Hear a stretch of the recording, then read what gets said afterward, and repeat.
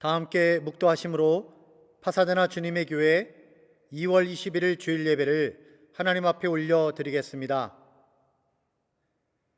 살아계신 하나님 아버지 감사합니다. 세상의 고통과 코로나의 두려움에 빠져 주저앉아 있는 저희들을 불쌍히 여겨주시고 주 앞에 나아가서 치유와 회복을 얻을 수 있도록 예배의 자리를 소망하게 하여 주시니 감사합니다. 주님의 크신 능력과 사랑으로 저희들을 회복시켜 주시고 주님의 가르침에 귀를 기울이게 하시며 주님의 뒤를 따라 사랑을 실천하는 하나님 나라의 용사들이 다 되게 하여 주시옵소서. 이 시간의 예배를 통하여 큰 소리로 주 앞에 찬양을 올리게 하시고 간절한 심정으로 기도하게 하여 주시며 주님의 꿈을 마음속에 잘 간직하여 세상 속에 주님의 복음을 널리 전하는 주님의 사람들이 다 되도록 인도하여 주시옵소서. 예수님의 이름으로 기도드립니다. 아멘.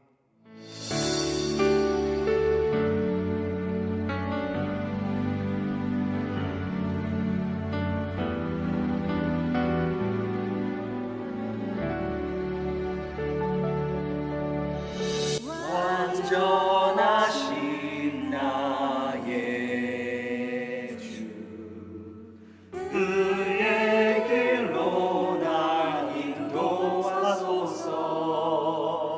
행하신 모든 일 주님의 영광 다 경배합니다.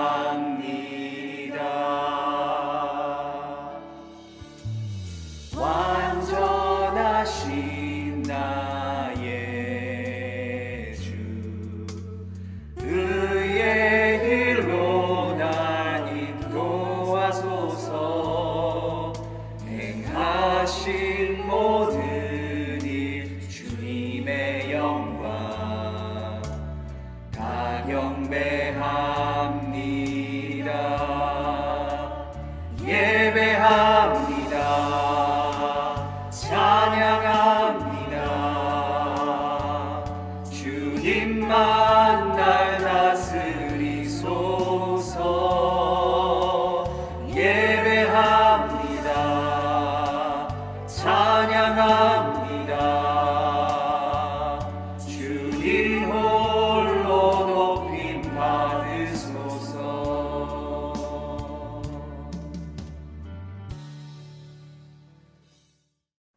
교동문 6번 시편 10편을 저와 여러분이 한 목소리로 봉독하여 올리겠습니다.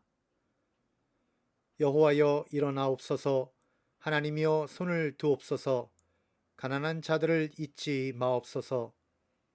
어찌하여 악인이 하나님을 멸시하여 그의 마음에 이르기를 주는 감찰하지 아니하리라 하나이까. 주께서는 보셨나이다. 주는 재앙과 원한을 감찰하시고 주의 손으로 갚으려 하시오니 의로운 자가 주를 의지하나이다. 주는 벌써부터 고아를 도우시는 이신이이다. 악인의 팔을 꺾으소서. 악한 자의 악을 더 이상 찾아낼 수 없을 때까지 찾으소서. 여호와께서는 영원 무궁하도록 왕이시니 이방 나라들이 주의 땅에서 멸망하였나이다. 여호와여, 주는 겸손한 자의 소원을 들으셨사오니 그들의 마음을 준비하시며 귀를 기울여 들으시고 고아와 압제 당하는 자를 위하여 심판하사 세상에 속한 자가 다시는 위협하지 못하게 하시리이다. 아멘.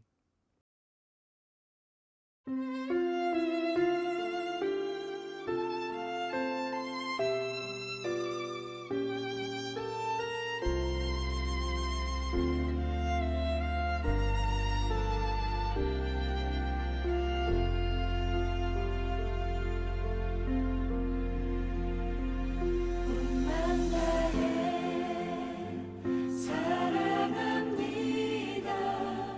온맘 다해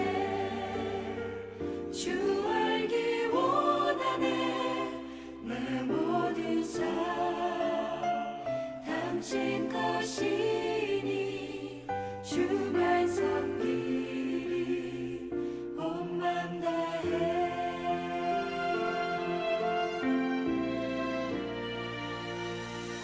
주님과 함께하는 이 고요한 시간, 주님의 보좌 앞에 내 마음을 쏟네.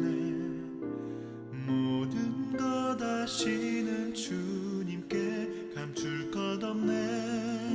내 맘과 정성 다해 주 바라나이다.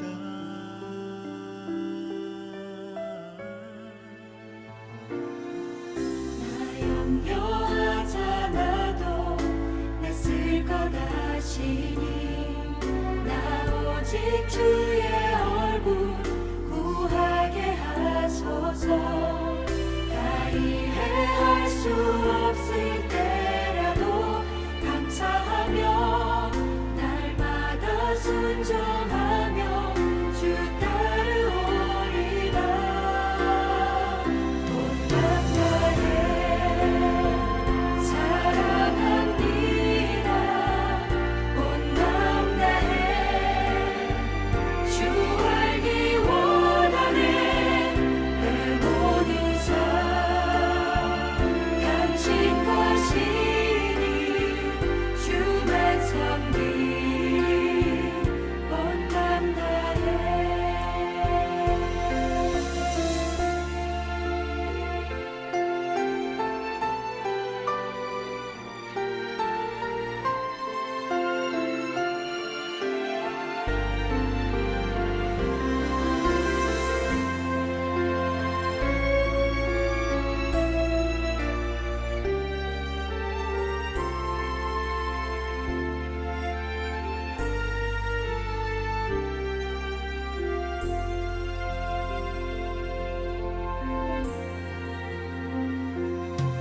주님과 함께하는 이 고요한 시간, 주님의 보좌 앞에 내 마음을 쏟네. 모든 것 아시는 주님께 감출 것 없네. 내 맘과 정성 다해 주 바라나이다.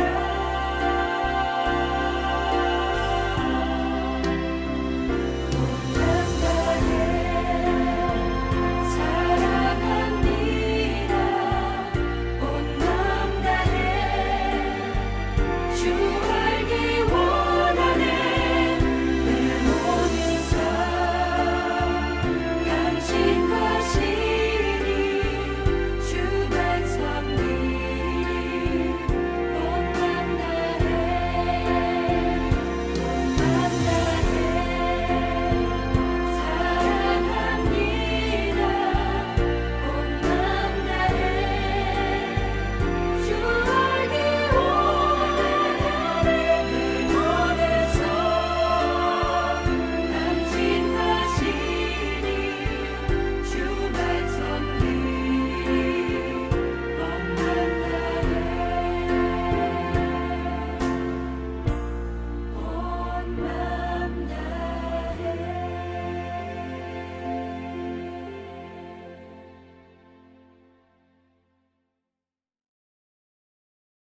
살아계신 하느님, 오늘도 귀한 주의 주셔서 감사드립니다. 지난 한 주간의 저희들의 삶을 늘 지켜주시고 하느님의 자녀로서 살게 하심에 감사드립니다. 아직까지 코로나로 인하여 전 세계가 어지럽지만 백신 접종으로 한 걸음 앞으로 나아갈 수 있게 하심에 감사드립니다.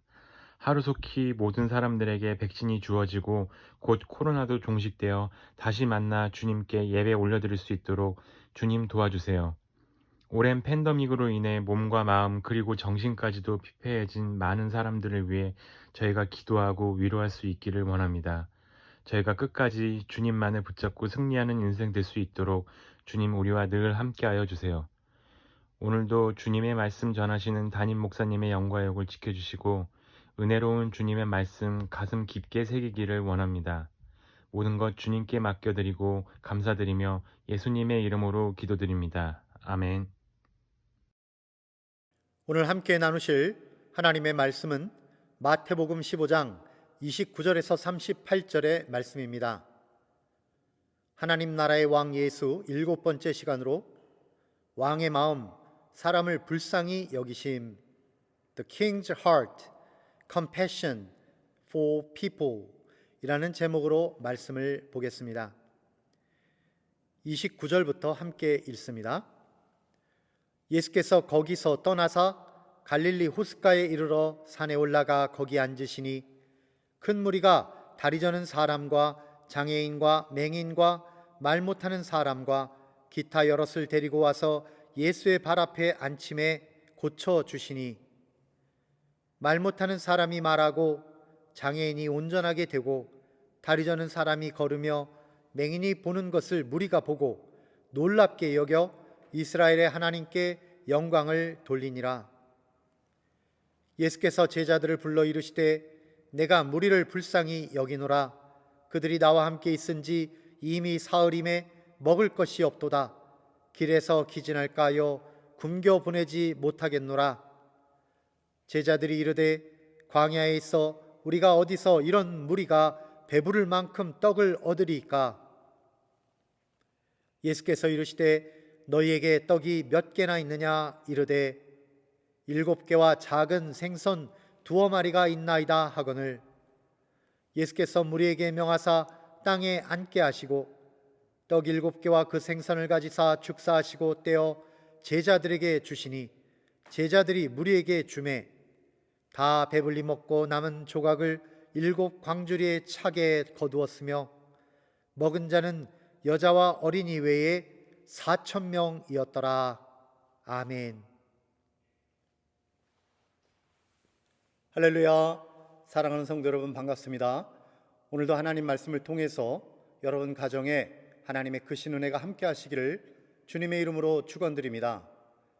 오늘 말씀의 제목은 왕의 마음, 사람을 불쌍히 여기심, The King's Heart, Compassion for People 이라는 제목으로 말씀을 보겠습니다.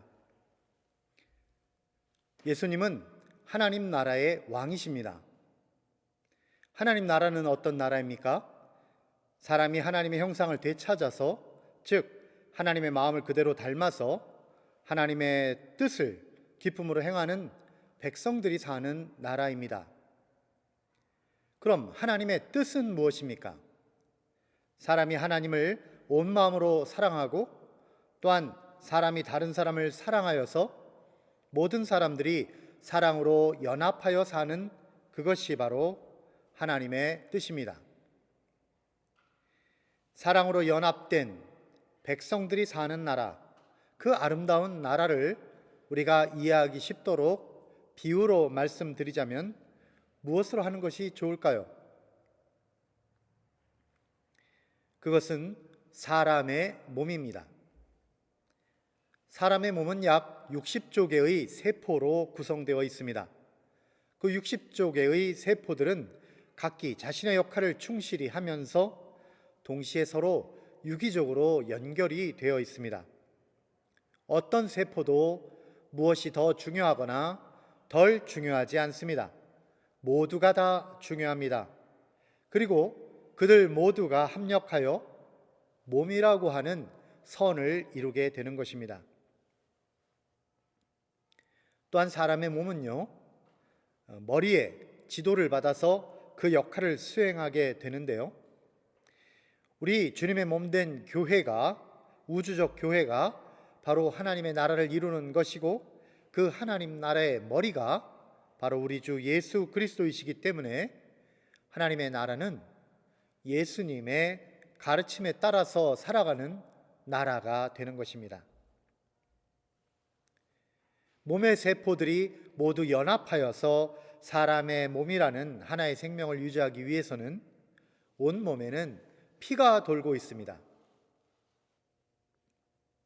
그래서 피는 생명이라고 할 수가 있습니다. 그렇다면 하나님 나라의 백성들이 함께 연합하게 하는 힘은 무엇일까요? 모든 하나님의 백성들에게 생명을 공급하는 그 생명력, 그것은 어디서 오는 것입니까? 그것은 바로 사랑입니다. 하나님의 나라는 사랑의 힘으로 생명력을 갖는 것입니다. 하나님의 나라는 사랑으로 하나 되고 사랑으로 연합하여 사랑으로 성장하고 마침내 사랑으로 완성되는 것입니다. 그러한 사랑을 보여주는 대표적인 마음가짐이 바로 불쌍히 여기는 마음, 곧 컴패션입니다.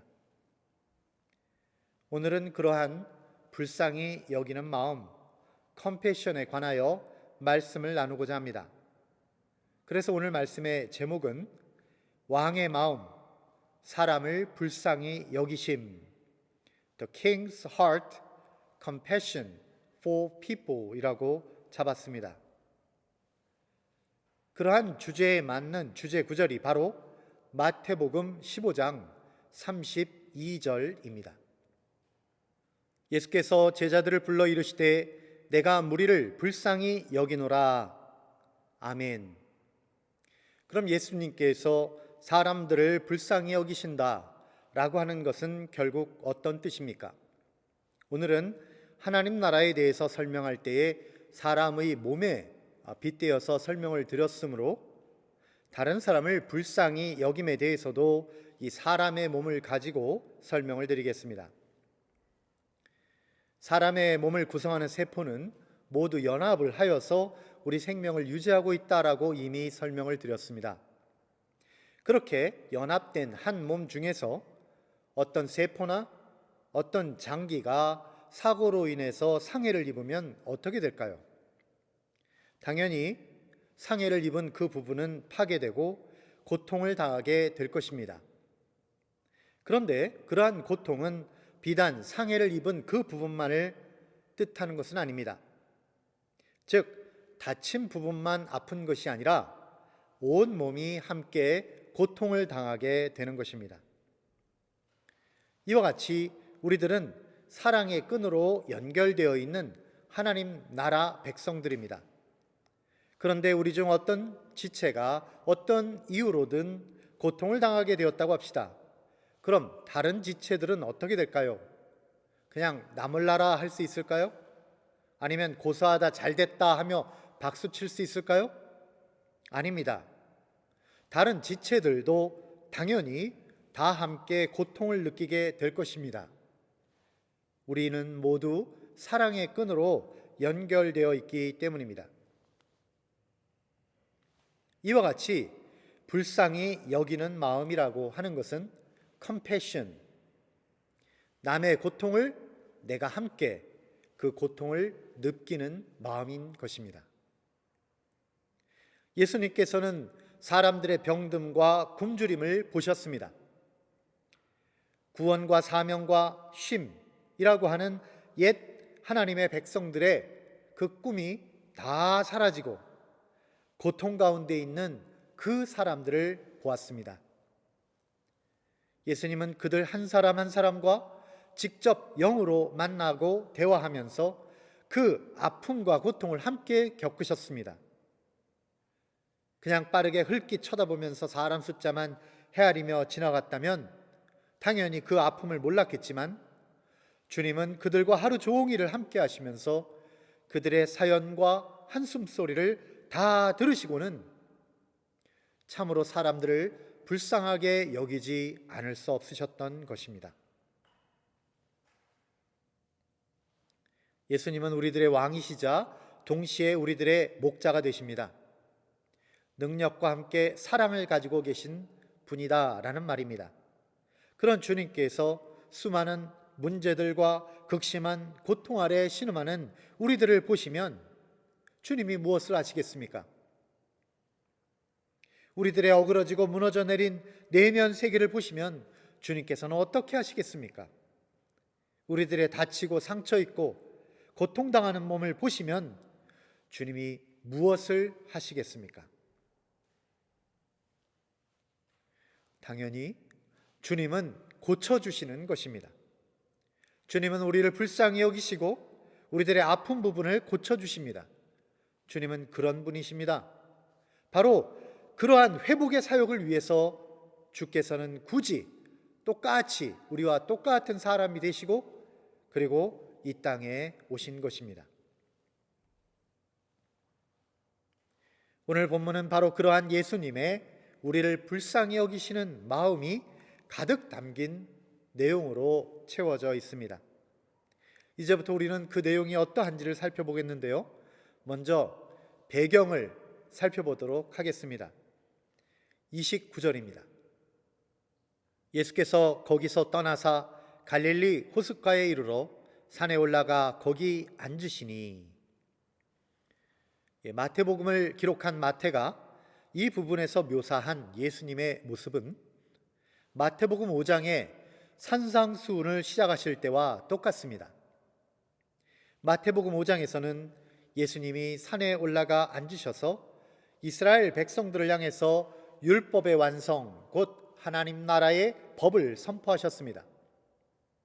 그리고 오늘 본문 마태복음 15장에서는 예수님께서 역시 동일하게 산에 올라가셔서 모든 이방인을 포함한 하나님의 나라 백성들을 향해서 복음을 전해 주시는 장면입니다. 그런데 이번에는 그 복음이 단순히 법으로만 제정되어 말씀으로만 전달되는 것이 아니라 실제로 행동으로 나타내 보여주심으로써 산상수훈과는 뚜렷한 차이점을 나타냅니다.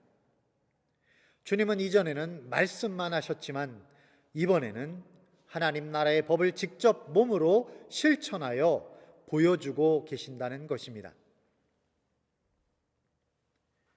우리는 이제 주님이 보여주신 하나님 나라의 법, 곧 하나님 나라의 법의 실천편을 이제 두 가지를 살펴보게 될 것입니다. 그러므로 이 말씀 속에서 우리는 하나님 나라의 법의 핵심이 무엇인지를 분명히 깨달아야 할 것이고, 동시에 이제부터는 예수님께서 행하시는 그 모습처럼 우리 하나님의 백성들도 그와 똑같이 그렇게 살아야 되겠다라고 결단하는 이 시간이 되시기를 바랍니다. 그럼 예수님께서 사람들을 불쌍히 여기셔서 행하신 그 일들은 무엇입니까? 더불어서 우리 주 예수의 몸된 우리 주님의 교회가 이웃을 불쌍히 여기는 마음으로 이제부터 행해야 할 일은 무엇입니까? 그것은 첫째로 우리들의 깨어진 관계가 다시 회복되는 것입니다. 30절과 31절을 보겠습니다. 큰 무리가 다리 저는 사람과 장애인과 맹인과 말 못하는 사람과 기타 여럿을 데리고 와서 예수의 발 앞에 앉힘에 고쳐주시니, 말 못하는 사람이 말하고 장애인이 온전하게 되고 다리 저는 사람이 걸으며 맹인이 보는 것을 무리가 보고 놀랍게 여겨 이스라엘의 하나님께 영광을 돌리니라. 예수님께서는요, 찾아온 수많은 환자들의 병을 하늘의 능력으로 고쳐주셨습니다. 몸의 일부분이 마비된 사람도, 눈을 보지 못하는 사람도, 말을 하지 못하는 사람도 예수님께서는 다 온전히 고쳐주신 것입니다. 그리하여 장애인이 다시 온전하게 되고 손과 발이 제 기능을 다시 찾게 되고 농아인이 말을 하고 시각장애인도 보게 된 것입니다. 이 모든 치유와 회복의 현장을 보는 사람들은 놀라지 않을 수 없었고 하나님께 영광을 돌리지 않을 수 없었습니다. 바로 그 자리에서 하나님의 나라가 임한 것입니다. 할렐루야. 그런데 우리는 이 대목에서 이상한 절망을 느낍니다. 우리들의 입술에서는 찬송이 터져 나오지만 동시에 우리의 낯빛에는 어두운 그늘이 드리우는 것입니다. 저렇게 아픈 사람이 낫게 되는 기적이 일어나는 현장은 보기에는 좋기는 좋은데 과연 저런 현장만이 하나님의 나라가 임한 것이라면 우리는 이제 어떻게 하란 말인가 라는 생각이 스멀스멀 올라오는 것입니다. 우리가 하나님 나라의 백성인 것은 사실이지만 우리의 힘만으로는 그러한 기적을 행할 수가 없습니다. 혹시 우리가 어떤 분야의 전문의 의사라면 어떤 종류의 병은 고칠 수도 있고, 혹시 우리가 초자연적인 치유의 능력을 받은 사람이라면 간혹 불치의 병을 고칠 수도 있게 될 것입니다. 그러나 우리 모두가 항상 그러한 기적을 행할 수 있는 것은 아닙니다. 우리 모두가 의사가 될 수 있는 것도 아니고, 또한 우리 모두가 병 고치는 그런 은사를 받는 것도 아닌 것이죠. 그럼 소수의 일부를 제외하고 우리 모두는 하나님의 나라를 위해서 아무 일도 할 수 없다는 말입니까? 그럼 이 말씀에는 우리들이 아무것도 할 수 없다라는 그런 낙담을 준다면, 우리가 이 말씀 속에 진짜 들어있는 의미를 찾아내야 할 것입니다. 그렇다면 이 말씀이 우리들의 삶에 의미하는 바가 무엇입니까? 이 말씀 통해서 깨달아 알아 우리가 반드시 하나님 나라 회복을 위해서 기여할 수 있는 바, 그것은 무엇입니까? 이를 위해서 우리는 필립 얀시라는 분이 쓴 몸이라는 선물, Fearfully Wonderfully, The Marvel of Bearing God's Image라는 책, 이 책을 참고해 보도록 하겠습니다. 필립 얀시는 이 책에서 의사인 폴 블랜드 박사의 중요한 통찰을 이렇게 전해 주었습니다. 고통을 느낀다는 것은 하나님의 선물입니다. 우리 인류가 가지고 있는 병 중에 한센병이라고 하는 무서운 병이 있습니다. 이 병은요, 몸에 고통을 느끼게 하는 신경이 마비가 되어서 결국은 몸의 지체를 다 잃게 하는 아주 무서운 병입니다. 고대에는 이 병을 문둥병이라고도 불렀습니다. 이 한센병을 일으키는 병균이 몸에 침투했을 때요, 이 병균은 오직 신경세포만을 공격한다고 합니다. 몸의 모든 기능은 정상인데요, 그런데 신경이 마비되었기 때문에 어떤 것을 터치해도 느끼지 못하는 것입니다.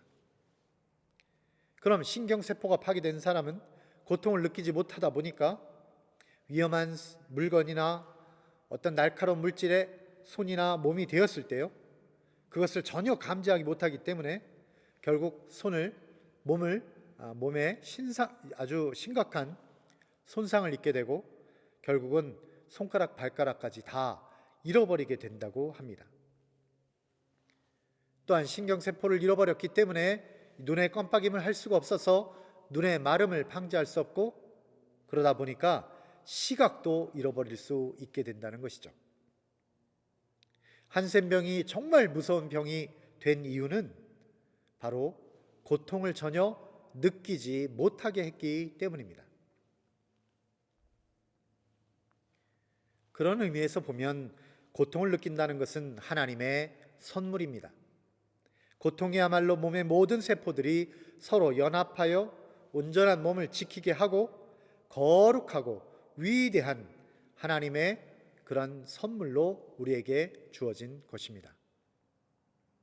이와 똑같이 우리는 하나님의 나라라고 하는 예수님의 그 몸의 한 부분을 담당하고 있는 세포와 같습니다. 그럼 우리가 정상적인 그리스도인이라면 몸의 한 부분이 다치거나 그 기능을 잃게 된다면 우리가 행해야 할 당연한 반응은 무엇입니까? 그것은 바로 고통을 느끼는 것입니다. 우리가 하나님의 나라의 회복을 위해서 기여할 수 있는 길이 바로 여기에 있습니다. 그것은 우리의 이웃이 고통을 당할 때에 우리가 이웃과 고통에 함께 참여하는 것입니다. 우리가 비록 그들을 고치는 의술도 없고 그들을 완전히 치유하는 그런 기적적인 능력도 없을지라도 우리는 이와 같이 고통에 참여할 수가 있는 것입니다. 이와 같이 고통에, 이웃의 고통에 함께 참여하는 마음, 그리고 그 문제점을 함께 풀어가고자 하는 마음, 그것이 바로 불쌍히 여기는 마음, 곧 컴패션이 되는 것입니다. 우리 지체 중에서 누가 아프고 괴롭고 죽을 것 같은 상황에 놓여 있는데도 만일 우리가 그 일에 대하여 아무런 고통을 느끼지 못한다면 우리는 결코 하나님의 나라를 온전히 회복시킬 수가 없습니다. 우리 모든 사람들이 함께 고통을 나누는 그것이야말로 사랑이라 할 수 있고, 또한 그러한 컴패션을 통해서 우리는 하나님의 나라를 날마다 더욱 강하고 견고하게 건설하여 가는 것입니다. 이러한 이해 속에서 예수님을 찾아온 병든 자들은 오늘날 우리들에게 어떤 사람들을 의미하는지를 묵상해 봅니다. 사람의 몸에 병이 들어서 다리를 저는 장애인과 맹인과 말 못하는 사람이 되었다. 이 말은 곧 우리들의 지체인 어떤 사람이 누군가가 따로 떨어지고 소외되고 사랑받지 못하는 상태로 고립된 것과 같습니다. 우리 인류는 사실 모두 아담의 후손이요 또한 노아의 후손입니다. 우리 인류는 모두 한 핏줄 한 할아버지 밑에서 나온 그러한 후손들인 것입니다. 그런데도 우리가 지금도 서로 미워하고 서로 싸우고 서로 전쟁하고 서로 비교하며 열등감이나 우월감으로 서로 나누어지고 있는 이것이야말로 바로 저 병든 자들의 모습과 똑같은 우리 인류의 현실인 것이죠. 그러므로 예수님의 치유 사역의 궁극적인 그림은 결국 무엇이 되는 것입니까? 그것은 우리 모두가 나누어졌던 관계가 다시 회복이 되고 그 아픈 상한 심령이 다 치유가 되고 서로 미워하고 증오했던 우리가 다시 사랑으로 연결되어서 화평과 기쁨으로 함께 춤추는 그날이 오게 되는 것입니다. 그렇게 이해하고 보니까 우리는 예수님이 행하신 치유의 사역에 그 기적에 동참할 수 있다는 것을 알게 됩니다. 어떻게 합니까? 이제부터는 우리가 이웃을 향해서 서로 미워하지 않는 것입니다. 사람들을 구분하여 누구는 더 낫고 누구는 못났다라고 말하지 않는 것입니다. 사람들이 네 편 내 편이 되어서 서로 싸우지 않는 것입니다. 이제는 그러한 분열과 미움을 그치는 것입니다.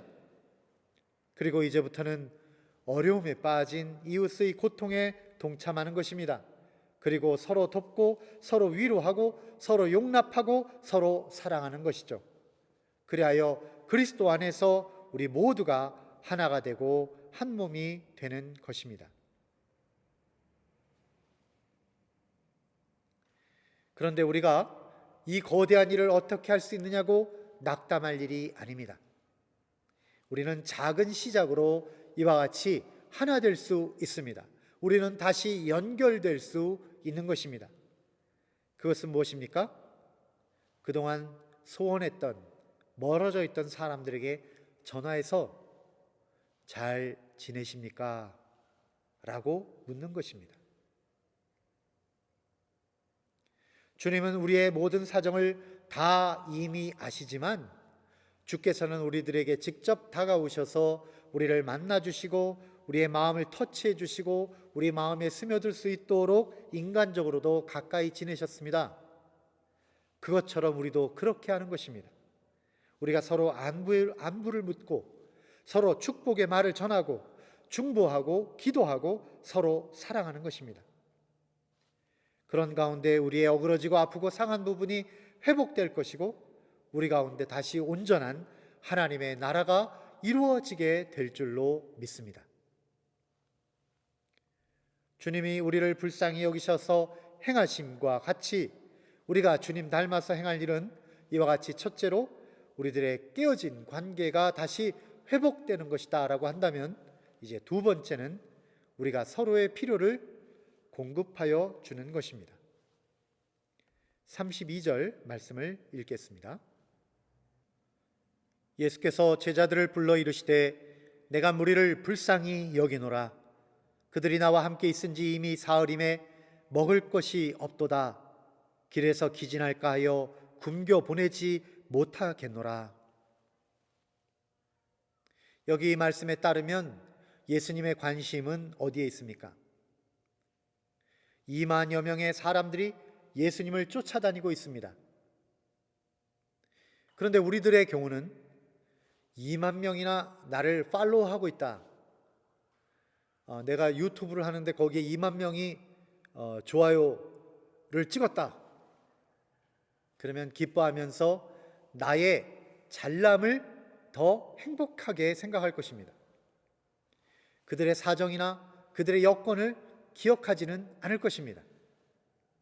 그러나 주님은 2만여 명의 사람들이 예수님을 쫓아다니면서 사흘이 지난 이 시점에서 예수님의 마음은 어디에 가 있습니까? 그들은 가지고 온 도시락도 다 먹었고 무언가 음식을 손에 들어본 지도 오래된 사람들입니다. 배가 고파서 힘들어하는 사람들이에요. 예수님의 관심은 그들이 혹시나 길에서 기진하여 쓰러질까가 걱정이 되신 것입니다. 이런 장면을 보면 예수님께서 우리의 왕이시라는 사실이 참으로 다행이다라는 생각이 듭니다.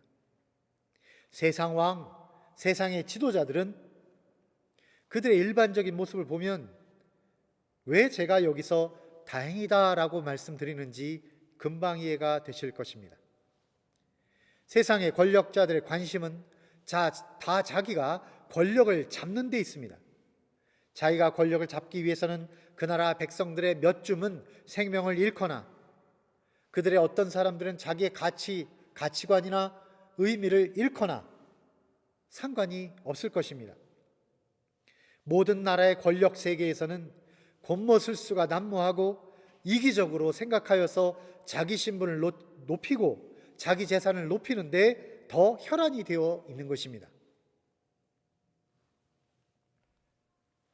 그러나 우리 주님께서는 오직 하나님 나라의 백성들의 안위가 걱정이 되십니다. 이들이 잘 먹고 잘 지내야 할 터인데 하는 것이 주님의 관심인 것입니다. 그래서 주님께서 행하신 조치가 바로 기적인 것입니다. 여기서는 칠병이어의 기적을 보여주셨습니다. 앞장에서도 마태복음의 앞장에서도 오병이어의 기적을 보여주셨지만 여기서는 또한 칠병이어의 기적을 행하십니다. 주님께서 먹을 것을 많이 만들어내시는 기적은 이렇게 허다하게 일어나는 기적들인데요, 이것은 결코 자신의 인기나 자신의 놀라운 능력을 보여주기 위해서가 아니라 바로 백성들의 잘 살고 잘 먹고 잘 지냄을 위한 주님의 사랑의 조처였던 것입니다. 제자들이 가지고 있던 떡 7개와 작은 생선 2마리를 가지고 예수님께서는 하나님 앞에 기도를 올렸습니다. 그리고 사람들의 이것을 나눠 주셨는데요, 거기 모인 사람들이 먹고 나서 남은 조각만 해도 7 광주리에 가득 찼고, 또한 먹은 사람들은 여자와 아이들 외에도 장정들만, 남자 성인들만 숫자가 4,000명이나 되었던 것입니다. 우리들의 관심은 자꾸만 어떻게 칠병이어만을 가지고 이렇게 많은 사람을 먹일 수 있었느냐, 이게 과학적으로 가능하냐, 혹은 나도 이런 기적을 일으키는 위대한 능력자가 되고 싶다, 이런 쪽으로만 우리의 관심이 가고 있습니다. 한마디로 삼천포로 빠져버리는 것이죠. 그러나 이 기적의 본질은 그러한 데 관심을 가지라는 것이 아닙니다. 우리는 너무나 다른 곳에 빠져버리고 있습니다. 이 기적의 본질은 무엇입니까? 바로 예수님께서 우리들을 불쌍히 여기셔서 그래서 우리들의 필요를 공급해 주시고 계시다라는 사실입니다. 이러한 기적의 본질을 깨달았다면 우리가 보고 배워야 할 바가 역시 마찬가지라는 사실을 우리는 알아야 합니다.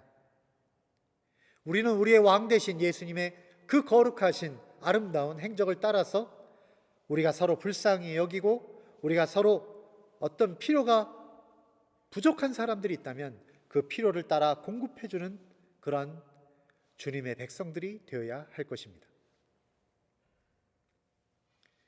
그런데 우리는 여기서 또 겁을 집어먹습니다.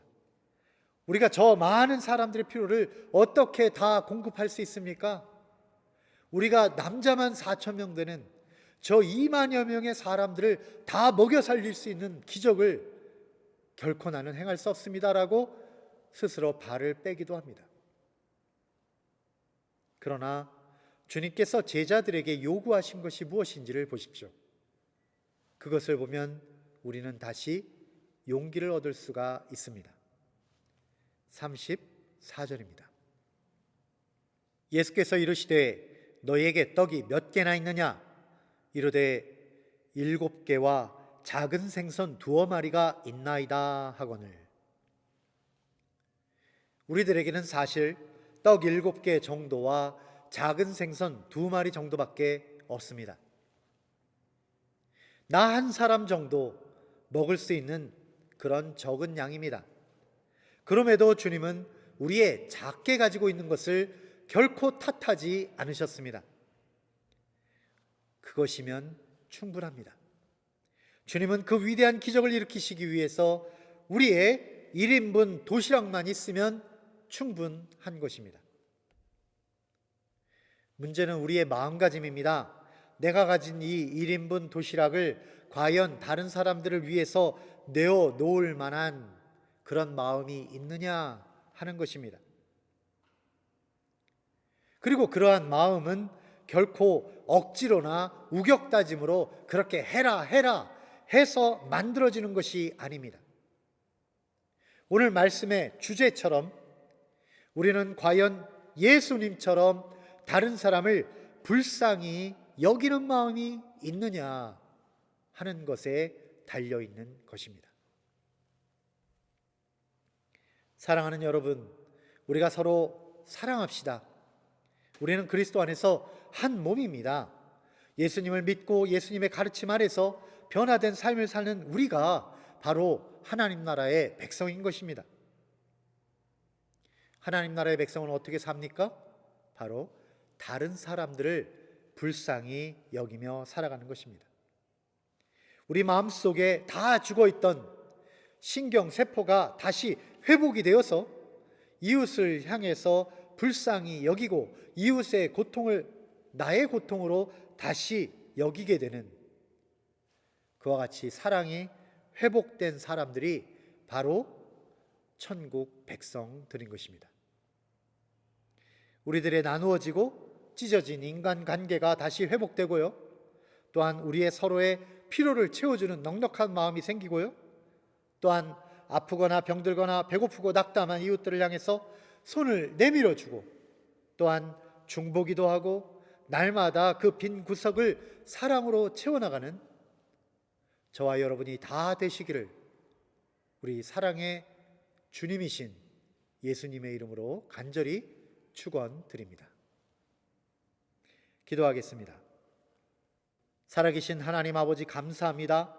저희들로 세상 가운데 버림받고 상처 입으며 낙담하며 살아가도록 버려두지 아니하시고 하나님 나라의 백성이 되게 하시니 감사합니다. 우리 주 예수께서는 모든 문제를 안고 나아가는 우리들을 불쌍히 여기시고 아픈 상처를 싸매주시고 고통받는 마음을 위로하여 주시고 어두운 앞날에 새빛을 비추어 주셨습니다. 그리고 그 모든 생명과 기적의 사역을 홀로 행하시지 아니하시고 주의 백성들인 우리들을 그 위대한 사역에 초청하셨습니다. 저희들로 성령으로 충만하게 하시어서 하나님 나라의 법을 항상 몸으로 실천하게 하여 주시고 우리가 서로 사랑하고 서로 하나가 되게 하시고 서로의 필요를 공급하며 사랑 안에서 매일 기쁨의 날을 살게 하심으로 하나님의 나라가 속히 이루어지게 하여 주시옵소서. 예수님의 이름으로 기도드립니다. 아멘.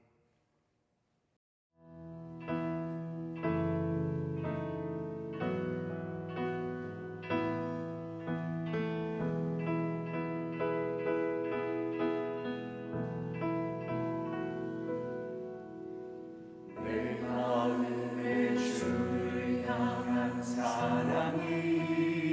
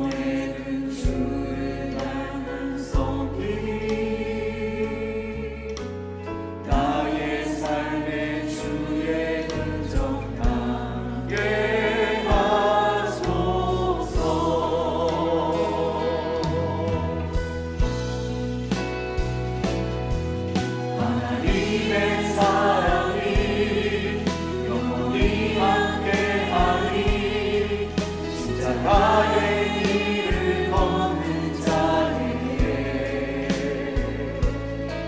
수요자의 삶을 사는 이에게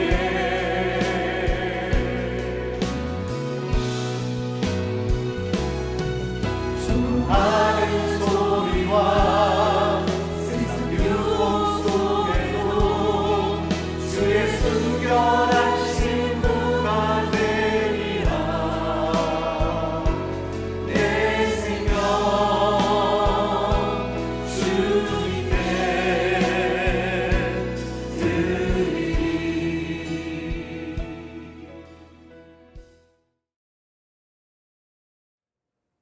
이제는 축도로서 모든 예배를 마치겠습니다. 이제는 우리 주 예수 그리스도의 은혜와 하나님 아버지의 사랑하심과 성령님의 내주 역사 동행하심이 진실로 우리 왕 되신 예수님의 그 길을 따라서 다른 사람을 불쌍히 여기고 모든 관계를 회복시키고 또한 사람의 필요를 따라 공급하여 주기를 소망하는 사랑하는 주님의 교회 모든 성도들 머리 위에 이제로부터 영원토록 함께 없시기를 살아계신 예수님의 이름으로 간절히 축원하옵나이다. 아멘.